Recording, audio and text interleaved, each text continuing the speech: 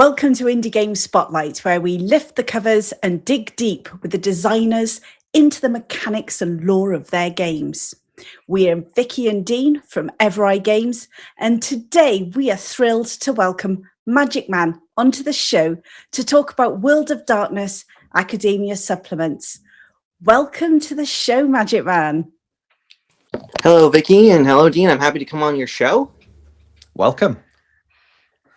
Excellent. So it's really nice to have you. And as always, I'm going to start off with my most favorite question, which is what inspired you to create your game? What inspired me to create my game is that I've recently been getting into World of Darkness setting because of this YouTube channel called Hunter the Parenting, if you've heard about it. They've been making a series about hunters in World of Darkness setting. It's actually pretty fun, and I decided that I like My Hero Academia, the anime series, if you're aware of it. Mm-hmm. Yeah, and I'm like, why not both? As the meme says, because I wanted to make my own world that was a little different from the normal gothic horror setting of World of Darkness. I want to do something different because I'm a very unorthodox game designer like that. Nothing wrong with that at all. Just moving George off all my papers. We always have great assistants. My marketing assistant is normally the one that gets me into trouble, Magicman. So you've been very much inspired by I'm going to get this right now. So World of Darkness. Now, I don't know much about World of Darkness, so tell me a little bit more about it, because I have to admit, I've not heard about it. Really? It's been around since the 1990s. I'm surprised, honestly. But anyways, World of Darkness is essentially an urban fantasy gothic horror setting where basically the world is like ours, but there's like supernaturals who hide themselves from humanity. So you have vampires, werewolves, mages, changelings, wraiths, and so forth. So basically the game revolves around like trying to be a supernatural in this world, and like trying to you're kind of like the small fish in the big ocean, and you're just like bigger. I mean, each supernatural has their own book, like Werewolf the Apocalypse, Vampire the Masquerade, Mage the Ascension, and so forth. And each of them has their own themes. Yeah. I didn't put it together. World of Darkness, obviously, vampire, werewolf. Yes, I know exactly what you're on about now. And I'm glad Dean does. So vampire, like Vampire the Masquerade. Yes, that's part of the World of Darkness. Yeah. I didn't know that. I didn't know it was all part of the same. You see, I'm learning. Old World of Darkness, like so the 5th edition it's a bit complicated. That's really quite exciting. So tell me a bit about why you decided to create your academia supplements, and give me a sort of overview about what are they about? So I created the supplements because I wanted to create a unique setting that was different, because while I do enjoy the World of Darkness, I'm a major old World of Darkness lore fan. I wanted to make my own unique setting because I have the go-getter personality. So I decided to do something a little different. I wanted to combine World of Darkness with My Hero Academia. So my supplements I created explains the world building and also the rules how to play in this setting, because it's kind of a very alternate universe timeline of My Hero Academia where supernatural quirks emerged at the same time. Mm-hmm. So so basically the main theme of World of Darkness Academia is that you are a supernatural, and while the regular society is aware of supernaturals, they're kind of like, and then all the supernaturals have equal rights. They tend to be viewed as alien and weird, because their powers don't fit into the superpowered dichotomy. So it's kind of like that balancing act. So not only you're supernatural, but you got to deal with super villains. You can also have a superpower and a supernatural power at the same time. So you can be for example, you can be a superhero, and by day and by night you're a half vampire. You have to drink blood. Ooh. So are you always, so I'm going to ask some daft questions now, such as, so for example, what you said about the half vampire night, you have to drink blood. Does that always need to be from sort of living victims, or can you do down the Yes, you can use blood bags as long as it's some level Yeah. of blood, honestly. So if you feel more ethically conscious, you can drink from blood bags. But you do. But even as a half vampire, you still have to drink blood. You have to be worried about fire because Vampire Masquerade vampires have pyrophobia, Rorschach, and true faith Okay. is an issue, but that true faith is like pretty rare. And also, half vampires have the bloodline flaws, if you're aware of them. Though they're more mild. I'm not fully aware of them, but I'm quite sure that Dean's got, because I haven't actually played Vampire the Masquerade. I've looked at the book, and we've always not quite managed to play a game of it, have we, Dean? Yeah, it's just been one of those games we've never got round to playing. So our understanding of it is limited, but that just gives you an opportunity to really explain how your system and your setting is different and what it brings to the table for those who are familiar with Vampire. So the rules for my World of Darkness Academia, it uses the standard 20th anniversary World of Darkness rules, or 4th edition, because I felt 20th anniversary or 4th edition was a better fit because it's more like a broader toolbox to work with, and it's a bit more like power fantasy a bit-ish. Because 5th edition World of Darkness is kind of not bad, but it's kind of like meh if you've seen the rules for me. But I do have some interesting mechanics. I have a homebrew mechanic for how to give superpowers. It's called quirks. So how that works is you basically have to spend. It uses those standard 1 to 5 dot system that you see in Vampire for your disciplines. So you have to spend XP to get a quirk. And quirks have 3 overarching types. So you have emitter, which is shooting fire out of your hands, or for example, transformations like super strength, and mutations like animal traits, like having bird wings on your back. So in order to use your quirk, you have to roll as many dice as your quirk score allows. So if you have a quirk score of 2, you roll 2 10-sided dice, and if you get a 6, at least 1 6 or higher, that counts as enough to activate your quirk. Nice. I like that. That's a lovely little mechanic there. Yeah, because mainly when I try to design homebrew rules, I want to try to make sure it's like as simple as possible because I don't want to overload the game system. And also the thing about quirks is that they are a little weaker than supernatural powers. They mostly do bashing and lethal if you're aware of the 3 damage types. Or it can, so bashing. Do you want to explain it for me? Because as I said, I've not had much exposure to World of Darkness. Yes. So World of Darkness, when it comes to damage types, there's 3 levels. First is bashing, so that's like getting bludgeoned by a baseball bat. Lethal is like gunshot and stab wounds. And aggravated is mostly magical, like shooting a fireball if you use a fire spell, for example. I like that high one. level, high level like damaging effects like acid and fire. Okay. So generally, the higher damage level, the less likely creatures are able to shrug off damage. So for a vampire, like they can shrug off gunshot wounds and like bludgeoning pretty easily, but they're going to go up like kindling because they can't really soak aggravated damage from fire. So, okay, that makes sense to me. So when it comes to, no, go on. So when it comes to quirks are weaker than supernatural powers in that they only deal bashing or lethal. But at higher levels, when you get to quirk score of 4 or higher, it starts doing aggravated. So like if you know Deku from My Hero Academia, he has a quirk score of 4, so he is able to do aggravated damage with his one-for-all punch attacks, for example. Okay, so if I was to ask you for looking at World of Darkness as a whole, and then with your supplements, would you say that altogether it's on the crunchy scale, so quite complicated, or is it a simple scale? Where would you put it in the grand scheme of things? I would say it's a bit more crunchy because 20th Anniversary is a very crunchy system of itself. That's why my additional rules I added on were much more lighter because I didn't want to overwhelm the system. So, especially with combat, because a lot of people have criticized 20th Anniversary's combat for being way too drawn out, even though each character gets 1 attack action per turn. So, it's definitely a bit more of a crunchier system, but not too hard of the storyteller system. It's not as bad as Pathfinder, but it's still a little up there. Cool. So just a bit lower than Pathfinder. Yeah, a little lower than Pathfinder. It's got a good amount of crunch, and for example, It's been taking me a while since I'm running a crossover game with a bunch of supernaturals in my group. It's kind of tenuous to try to remember all the different rules for each one because a werewolf has different rules than a vampire-ish. same system, but like slightly different rules.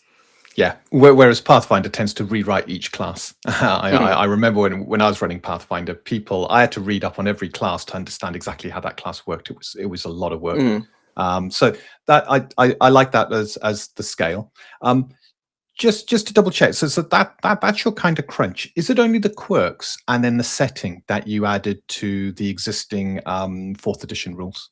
I actually changed up the whole meta plot because it basically is a whole alternate universe. Because basically, Supernaturals literally started at the time of when quirks emerged at the same time. So every supernatural is technically a cousin to a quirk user. Every mage, every werewolf, and changeling are cousins.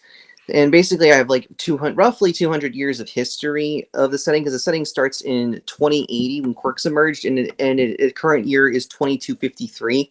In the time of the anime series, where, like, if you know My Hero Academia, it's the time period where, like, exactly where All Might announces his retirement to the world, and the villains are at the gates.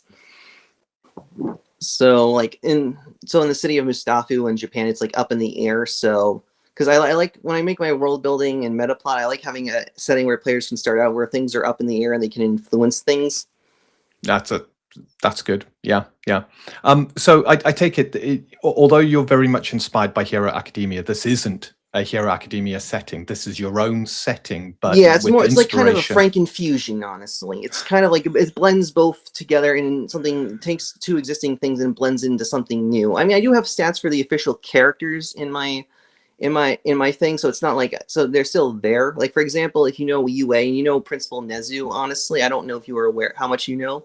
Not much. Okay, basically he's like, all right, well, basically he's a sentient rat man, and basically I started him out as a werewolf, so, you know. So, for example, so that's kind of like, so again, I kind of like blended both things together into something like kind of new and unique, honestly. Like, this isn't your grandpa's old World of Darkness, honestly. This is something a bit new. It sounds quite fascinating. I'll be honest. It sounds really fascinating.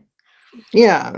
My players in my my current Saturday Chronicle find it really fascinating. So it was just good because I posted this on Reddit to advertise, and I got like more mixed reviews on this. Some people liked it, others felt that it was just too out there of a concept, because they felt like it was just, which I can understand somewhat, but it's kind of annoying, honestly. Like, here's my unique idea, and then like people are like, oh god, this is just too out there. Yeah. Mm. But isn't that the joy of creating your own systems and your own sort of settings? And that is that we are all different. We all like things on different scales, and there might be a few people who don't like it, but the fact is you'll find lots of other people that do. Mm-hmm. And if we don't do something for fear of someone not liking it, no one would ever do anything new. So I applaud what you've done. I think it's fantastic. And don't let any naysayers put you off from what you're doing, because there's always going to be someone somewhere that likes what you're doing. So all you've got to do is find them, and hopefully we can help with this indie game spotlight. Yeah, I do agree with that. That's what I say to myself, and that's what I say to my fellow friends, because, like, we got to push back against this, like, I'm not saying the orthodoxy nature of the RPG space, because some people are very biblical, like, no, this is how you can play the game. And I'm like, why don't we just try something new? Because one thing I get annoyed with the RPG space is like how petty and vain people are. Like, guys, it's just math rocks. Like, don't treat this like a holy war over, additions, honestly. Yeah. Oh, yeah. I agree with that. It's we all want something different out of the genre. We all want something different out of our hobby, and to say there's only one true way of playing is very naive. The more differences we have, the more unique systems. One morning you might wake up and you want steak, something with a lot of crunch, and the next day you might want something lighter. And having all those options is fantastic. Yeah. So I think, shall we delve into, because a lot of this is built on the 4th edition Vampire rules, World of Darkness rules. You've added, I believe you said quirks. So the quirks is the superpowers. The superpowers, the non-supernatural abilities and stuff. Yeah, fantastic. So when you create a character, are you creating a character that has these powers and then might have supernatural powers?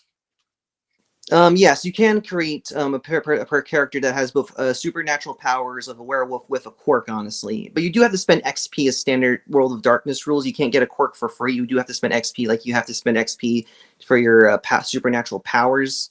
So it kind of balances out. When you create a character, Mhm. do you create a character with the superpowers, or is it a combination of superpowers and supernatural, or is it one or the other? It is a combination because basically you do have to spend X, as again, you just use the 1 to 5 dot system, and you do have to spend XP. Like in one of my games in my World of Darkness Academia setting, I had a pro hero mage whose superpower, not his mage powers, was creating objects out of hard light. Like he could like create like a katana out of hard light, and he infused it with prime magic, which is the raw essence of creation. So when it comes to quirks, like there is this like kind of inverse relationship. If you have a quirk score over 3 or higher, you get a -1 reduction in your supernatural powers, like a -1 penalty to your vampire disciplines. However, it does make you, having a high quirk score makes you more resistant to the inherent flaws. So a high quirk score half vampire is slightly more resistant to frenzying if they see fire, for example. Not like invincible, but or like if you have a high quirk score, you are resistant to werewolf delirium, which is like when the werewolf goes into their combat form.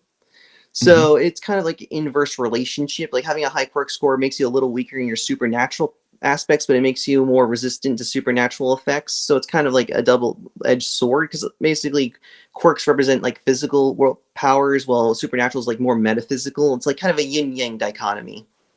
Yeah, so the stronger you become in one, the weaker you become in the other, but more resistant to the flaws of the other. Yes. Brilliant.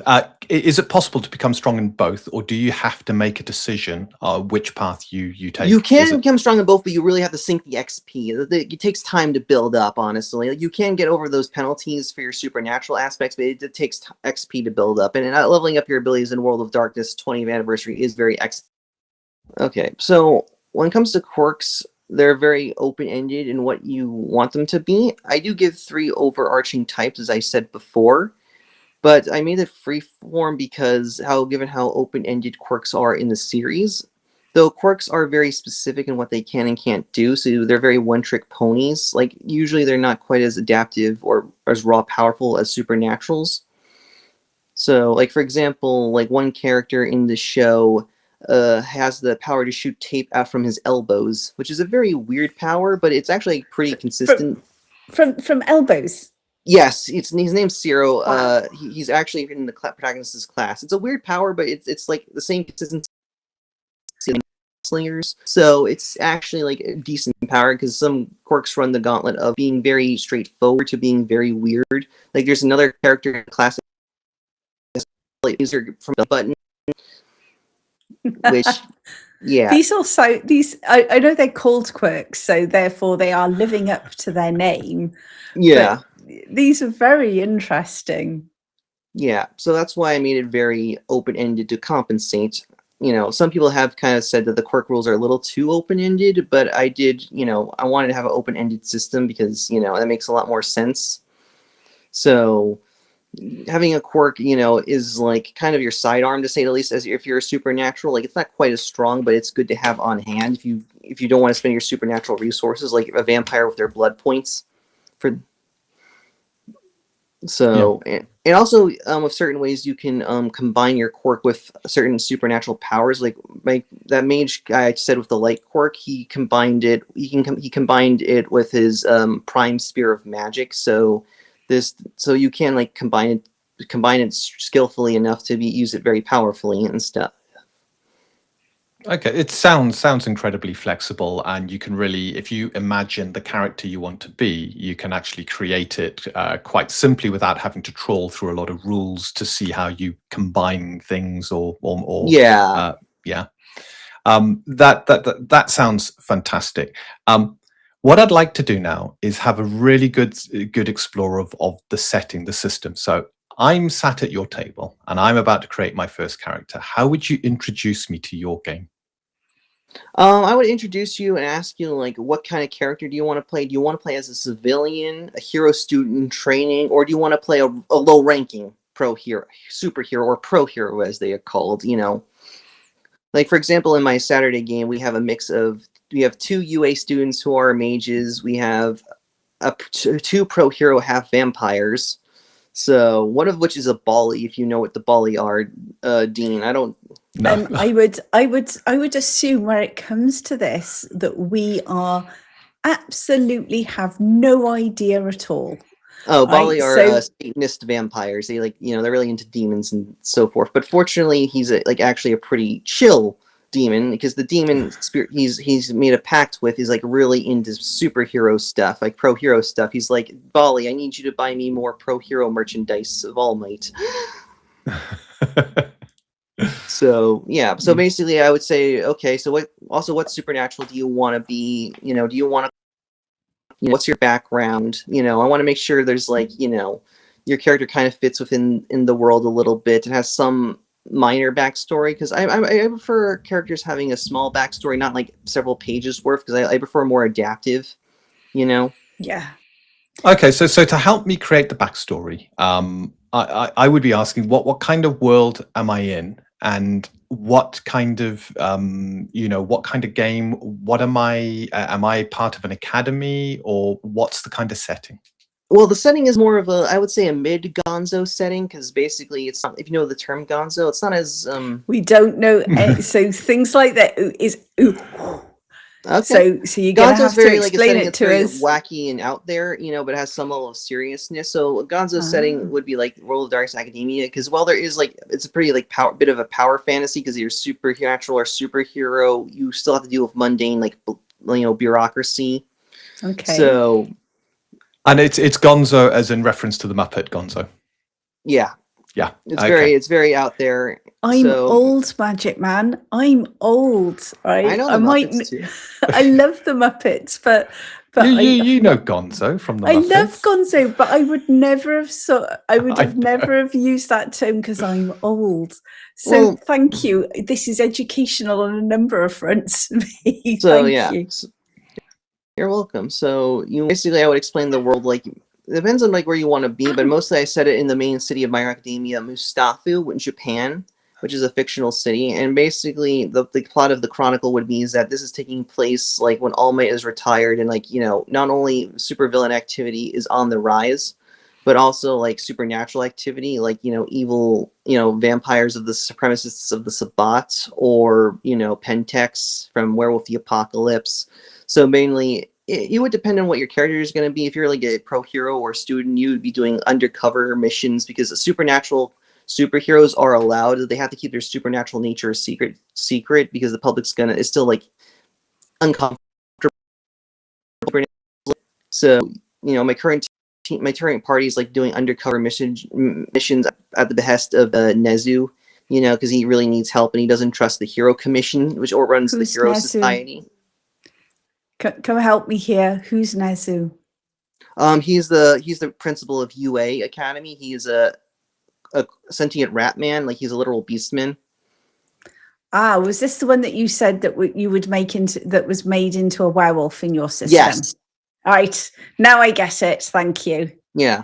Originally, I was gonna make him a were-rat, which do exist in Werewolf the Apocalypse, but I scrapped that because one, it was too on the nose, and number two, were-rats like spreading biological agents to curb human population growth, and well, Nezu has a distrust of humans because he got like experimented on, and he was painful. He doesn't dislike humanity that much, so. Yeah, so like a few sessions ago, the party infiltrated a Pentex factory and just blew it up. So, for example, that was the chicanery they were doing.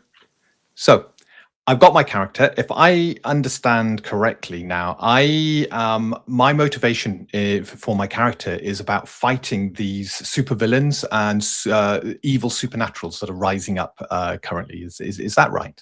Yes, and also the main goal. And that too, and also it can be more like open-ended. Like, do you want to gain power for yourself and so forth? Because it's like open-ended. Like, my group on Saturdays has pretty varied goals. Like, for example, I have a ghoul player who wants to protect his crime gang he runs. He runs Mustafa's ports.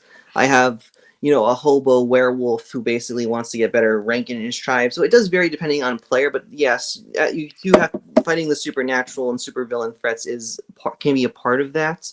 you know, and also also you have to make like tough choices, like of all World of Darkness, of like how you want to like, you know, change things or what you want to do with your powers, because as Uncle Ben said, with great power comes great responsibility. So, you know, just because there are problems in the world, if you are aware of My Hero Academia, and so you do have to make, so it's not like completely upbeat. It's a little more upbeat than World of Darkness, but not by much. But like there's still issues. So, you know, you gotta make like tough choices. Like, are you gonna use your powers for like selfish reasons, or are you actually going to like, you know, superhero up and actually like be a good person? Fantastic. Yeah, I'm getting a real sense of the setting, and it almost feels like you're replicating the kind of anime feel, and that kind of logical world, interesting world, over the top supervillains, that kind of stuff. Yeah. Also, I do kind of have World of Darkness as personal horror, because world of heroes, so you're by definition a square peg in a round hole. You know, you don't neatly fit, and you know, people don't entirely understand you. So, you know, you have equal rights. It's just simply like people are going to be uncomfortable. You don't really want to go to your friend and say, "Oh yeah, I'm a werewolf, and I have to like, you know, I commit eco-terrorism to prevent the evil corruption worm god from destroying the planet." You know. Yeah. Absolutely. It sounds fantastic, and it sounds like, you know, as well as having the kind of overall thing that brings the whole group around the table, you've got your own individual kind of motives and objectives to achieve. I do like that. I like the sound of that.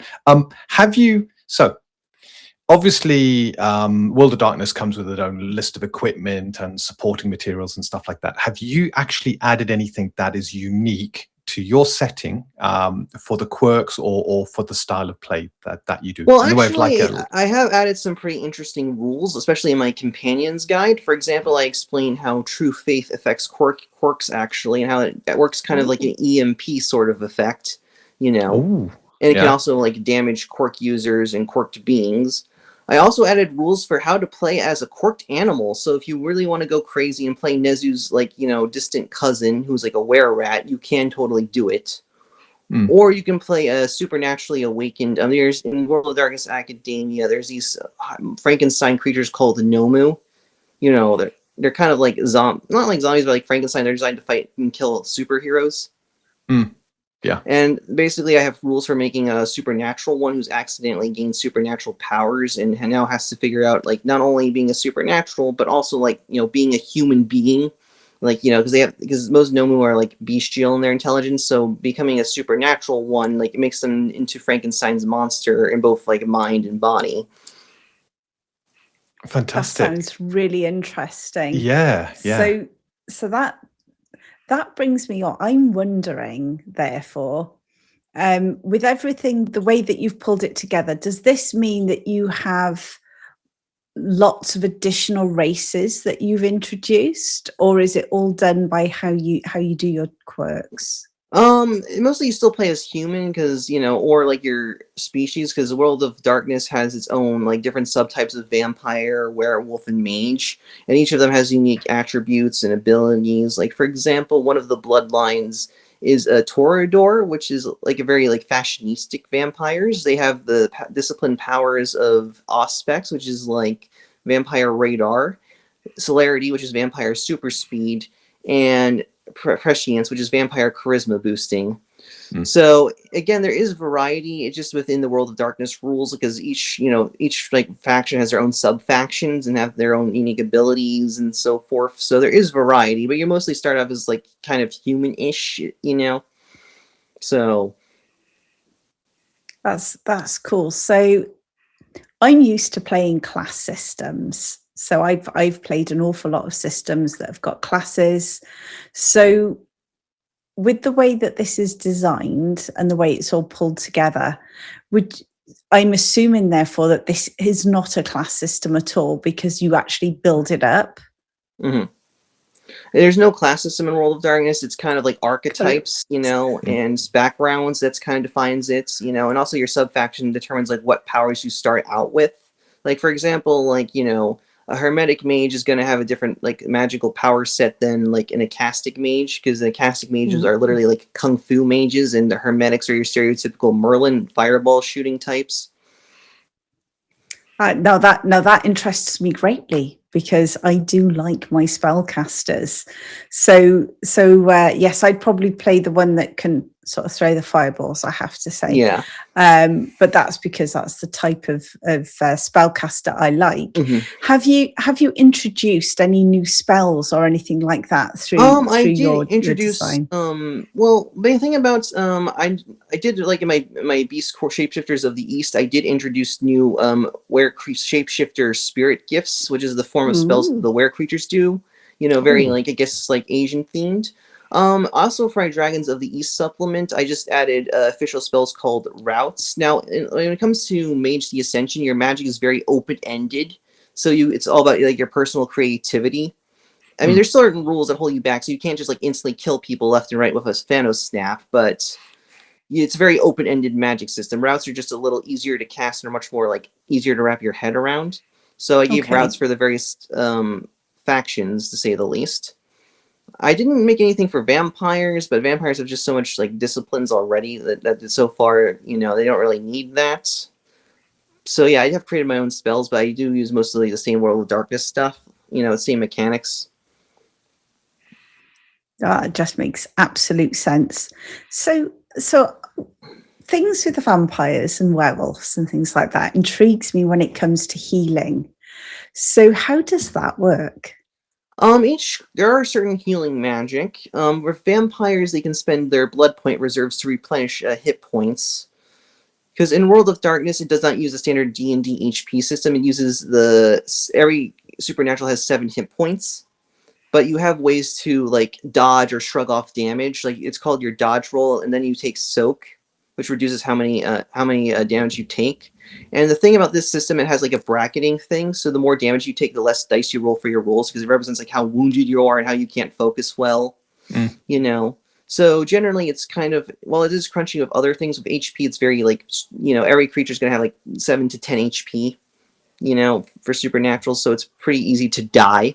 So you really got to be very careful in combat. And there's a running joke, and that's why shotguns are very effective against supernaturals, because basically they just pump out a lot of damage dice. Yeah, no, I can see that. So if I'm a supernatural, how do I die? And when does death occur? It can vary from normal conventional weapons. Quirks can damage you. If you're a full vampire, not a half one, you can just burn up or incinerate to death from full sunlight. Ow. And if you're a werewolf, in your war form, you can regenerate from not all damage, including aggravated. However, except from silver, because silver like really messes you up. If you're a mage, you have the durability of a normal human a little bit, so you can't really soak damage that well. And also, if you do if you make your magic too impossible for people to believe, like trying to like delete a building out of existence, you get hit with paradox, which is like reality punching you in the face for like, you know, bending it too brazenly, and that can result in injury or death. So you got to like make your magic kind of small scale and kind of quirk-like, you know, so. Because basically, what you can do with to avoid paradox, you gotta make your magic either subtle or like, you know, make sure or shape it in a way that people can believe it's possible. So like shooting a fireball with your magic in my setting is not going to trigger paradox for a mage, because people are like, oh, that's just a superpower. That's not magic, you know. But again, if you summon a down, you're gonna get hit with paradox, because reality is like, no, this is impossible, you know. Okay, no, I get that. That I quite like. So, is there a way, if something happens to your character, is there a way that they can return from the dead? There Or are is certain it ways. dead is dead? Most cases, dead is dead, so you got to be a bit careful in fights. But there are certain ways you can get around it, like if you have healing magic, or if you're necromancy for a vampire, you can bring people back. So it's a bit complicated, but yeah, death is mostly permanent sometimes, so it's hard to bring things back. But some supernaturals can like go into like a coma and like recover. Like a vampire drops to 0 HP, they go into a coma, but they can die in their coma state because they can get decapitated. Or you know, werewolves can get vulnerable. Mages, they generally tend to be like human, so they just die if they get to 0 HP. Though there are like contingencies, like they may have a clone body as a backup or something to put their conscience in, or so it's most likely, yeah. So it's complicated, but yeah, death is something you got to avoid. Okay, avoid death. I think Preparation and strategy. That sounds good. That does sound like an excellent sort of recommendation for any TTRPG player. Avoid death. Don't do anything stupid, and have a contingency for if it happens. Yes, because the World of Darkness combat, you can, like, basically any supernatural can overpower another supernatural if you are of similar rank, as long as you have like a game plan and like strategize. Like as a mage, like you are a glass cannon, you can die to a werewolf or vampire in melee combat. But if you can like prepare your plan in advance, you could do it actually. Like you could use an Acastic mage to punch a werewolf through a wall if you just time it right. Sounds very scary. I do quite like the sound of that. So what about armor and things like that? What sort of armor do these mages and these werewolves and vampires run around with? They run around with a bunch of conventional weapons like guns, swords, katanas. Some of them might have magic items, so that is a bit more uncommon. It's not like magic items in World of Darkness are a little more rarer than like in D&D, but they do exist. Mages are pretty fun because you have different mage factions. You have the stabs. Mages are guns and can build robots, or like I love it.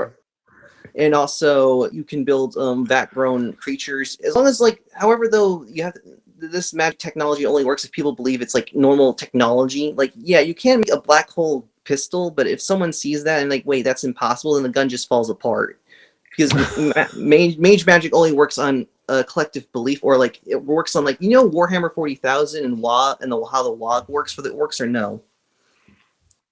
Yes, I do. The more they believe in the war, the more they're acting in the war as one accord, the stronger they become. Is that the one? Yeah, or that's how the more advanced technology they get. That's what works it's sort of works with mage magic. The more people believe like it's something the mage does is possible, the less likely reality it's not gonna like blow up in the mage's face. Yeah, it's much easier for the mage if the people believe in their technology. So if a mage has like a taser gun that's slightly upgraded, it's believable. But if they have like a black hole gun, it's probably going to fall apart if a normal human sees it, because like, wait, that's impossible. You can't make a black hole gun yet. Yeah, and this is the paradox you were talking about with magic. The more outlandish, the more unbelievable the magic is, paradox kind of kicks in and begins to flip the mage around. I'm happy you guys understand it, because Mage the Ascension is like it's just it's Matrix level of complexity. Yes, I take it all of this is kind of the base baked in, or have you added anything to these rules? Well, I haven't really added. I added for the mage rules that you can combine a single spear of magic, because there's 9 forms of magic with a quirk.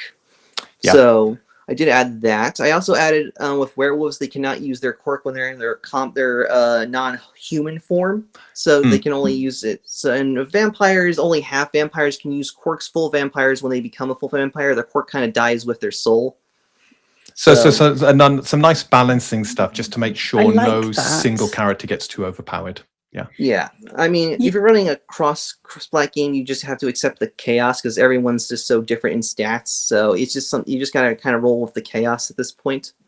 You know what I like about this? I like the fact that the quirk is almost tied to your human soul. I like that. I think that's absolutely key to this game. And I love it, because I've always been someone who believes in that sort of soul, and you want to do something good, and therefore having your quirk tied to that, I like it a lot. Well, generally in My Hero Academia lore, quirks are tied to genetics to an extent. There is a metaphysical component a little bit, but it's mostly like stereotypical genetics.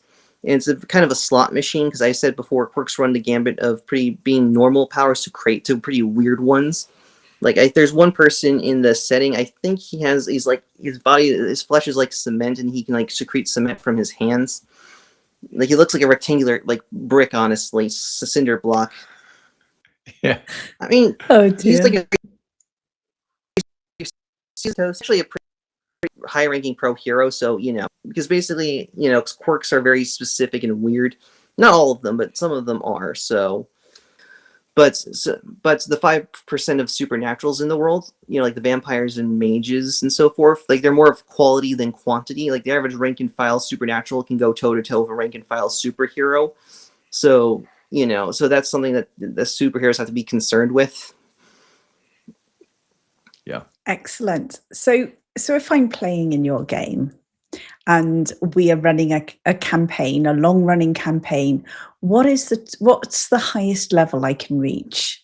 Well, it depends on your abilities. Like the highest dot level you can get to is 10 for your abilities and stats, and that's like godlike. Like basically like Kane from Vampire the Masquerade, because he's like literal vampire god.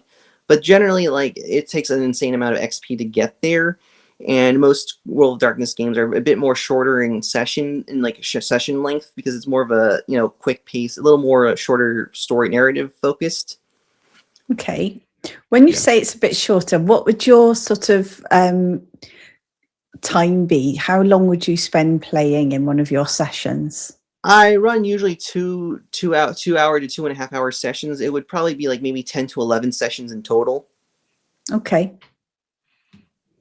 But then again, some people haven't been able to play a single Chronicle for years, so it does vary. But compared to D&D, World of Darkness Chronicles tend to be a little shorter in session numbers a little bit. Because trying to run a high-level game like in D&D is very hard. Like having a 10 stat characters is like godlike. You are literal gods, and that's just hard for the DM to deal with. Yes. Oh yeah, I can understand. It changes the entire flavor of the game, and it can be difficult to challenge those characters without being stupid and creating unrealistic situations. Yeah, fantastic. So I'm interested in running this. I will need a set of the 4th edition rules from World of Darkness. But what? Yeah. Mm-hmm. Oh, you can get those on. It should have. There's like PDFs online for free about it. I'm just saying that's how I got the rules. Okay, and then what do I get from you to help me create the world you've created and to run the game that you've envisaged? So mainly for my supplements, I've created I've created 17 supplements for this. So several of which are world building. Like for example, I made a supplement entirely focused on Mustafa, which I told you about. I also made a supplement detailing how kindred society works, and I also made a supplement of the shapeshifter creatures of Asia, and also what's going on in the Cascades of North America, because that's also a bit hot zone to say the least. So I do give a lot of world building, explaining like this is what's going on in this setting. I try to give like a broad strokes, because I am of a believer that as a game designer you should give broad strokes and give the rest of the tools to the players for open-endedness. Yeah. Okay. I like that. So you've got 17. Wow, what an accomplishment! 17 supplements. I love that. And where would I go to get these supplements? You can find it on my Patreon. My Patreon account. We will have links in the description. So just have a look at the description. All the links will be in there. But on your Patreon, my Patreon, my links it's all free, because I kind of have a small subscriber base, so I can't really charge money for it. Yeah, but all my 17 supplements are all free. That's lovely. That will make people very happy, I'm sure. And I've got a weird question for you. Mm-hmm. So we've talked a lot about your classes. We've talked a lot about what they have. Have you introduced any new creatures in as part of these supplements? New creatures? I mean, I kind of like when it comes to new creatures, I have introduced my companion. I did explain the Nomu a bit, for as enemies. I mostly just kind of like combine World of Darkness, and I'm like, how would this fit into the My Hero Academia world? That's how I mostly write it, For example, one of the supplements I made is the yokai spirits of the little gods, or the Haishin, and how they fit in there. They're the cousins to the changelings. They're whole completely different, and I made whole new rules. Yeah, so mainly Well, what sort of rules? Now that intrigues me. Tell me about the changelings. Come on, tell me about them. You want the Western changelings or the Eastern ones, or everything? You choose. This is your All right, let's go spotlight. to. I changed. So what I changed with the changelings is that usually, like in Changeling the Dreaming, there you have to balance your glamour, which is like your fey energy, and your banality, which is like mundane energy. If you have too much glamour, you kind of like, go crazy because your body can't handle it. But if you have too much banality, you lose your fey half and become a normal human again. But for me, I rewrote the rules to make banality less harsh. Having a high banality just locks you out of your changeling form. It makes you kind of like, a bit of a moody husk of yourself. I mean, you're still functional, but you're still kind of just like, you're worn out, and you have to like experience wonder again to reactivate your face side.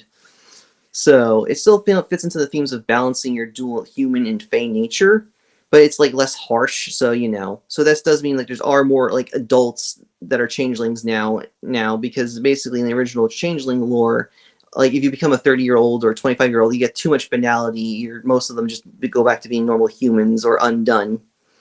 For the Hasheen little gods, they still use they have their own like mechanics. It's not glamour or banality. It's a little bit different. But I have a mechanic where they get more powerful by having people praying for them, and also using prayer, granting wishes to people, because they're kind of like the bureaucrats of the celestial bureaucracy. People file petitions and they have to like file back. So that's kind of the difference. We need a few of those in our world at the moment, I think. So yeah. So basically, as a Hasheen, you have to balance out your your cult, honestly, of worshippers, many of who are like super powerless people or just people who are or kind of neglected by quirk society. So that kind of fits into the theme of like helping people in wonder in its own way. So yeah, that's my own unique rules. Sounds great. Yeah. So looking ahead at the future now, you've done 17 supplements, and that is amazing. What are your plans for your setting going forward? How I created, I'm kind of like Leonardo da Vinci. I kind of jump from one project to the next. So sometimes I make D&D, sometimes I make my own war games. I do want to make Wraith, honestly. I do want to badly do a Wraith supplement. If you know Wraith the Oblivion, it's basically you're a dead person. So, I want to do that, but I've been putting it off because Wraith is just such a hard with its rules, because in Wraith the Oblivion, there's this mechanic called the Shadow, which is like your evil negative Wraith half that wants to drag you to oblivion. And it's controlled by another player, so again, that's why Wraith's not very well. Ooh. That sounds harsh. It is harsh, and a lot of people complain. Like, Wraith's cool to read, but it's hard to play because basically, you really have to restrain yourself from strangling your fellow player if you suffer like a bout of Shadow taking you over. Oh, that would be the arguments that would cause at a table. I mean, there are functional Wraith games. Like my friends have said, they've been in a few Wraith games that were actually good. So it is possible, but you really need to have like high trust and just accept what happens. Honestly. Do you know what, Magicman? It sounds like you got an incredible imagination, and 17 supplements. I think that's amazing. We'll have your Patreon link in the description. So if anybody has an interest, if you like Vampire, if you want to expand the worlds that you play in, I think this is definitely worth having a look at, because it sounds fantastic. Just the little bits you've taken me through here. I think the blending of these superheroes with the supernatural, oh my God, that just creates such a different, unique dynamic. And I think that's wonderful. I do like the sound of it. Yeah, I'm happy you guys like it, because I this is like a fever dream. So I know, like, like most homebrew stuff, this is like very rough around the edges, but it's good. Yeah, well, I hope more people get to experience what you've done and give you feedback. And I know you said it's a little bit mixed, but I'm hoping you're getting a lot more positive feedback than negative, and you're getting some people who can see what you've done here and are on board and supportive. Yeah, thanks. Yeah, I hope so too.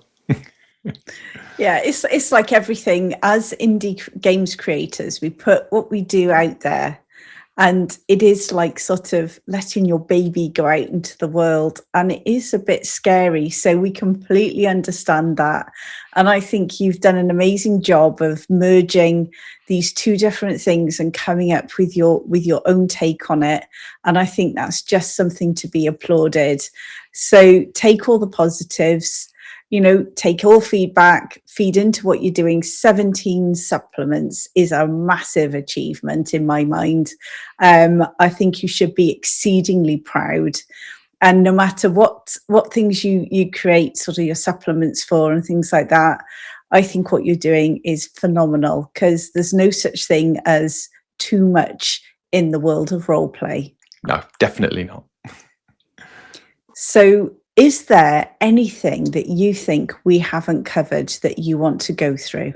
I think that should be everything, in my opinion. If you have any additional questions, I'm happy to ask. Trying to think. I think I've got everything, but I reserve the right that if I think of something further down the line, that I will contact you and we can bring you back on for a supplement. Yes. Magicman, thank you so much for joining us today on Indie Game Spotlight.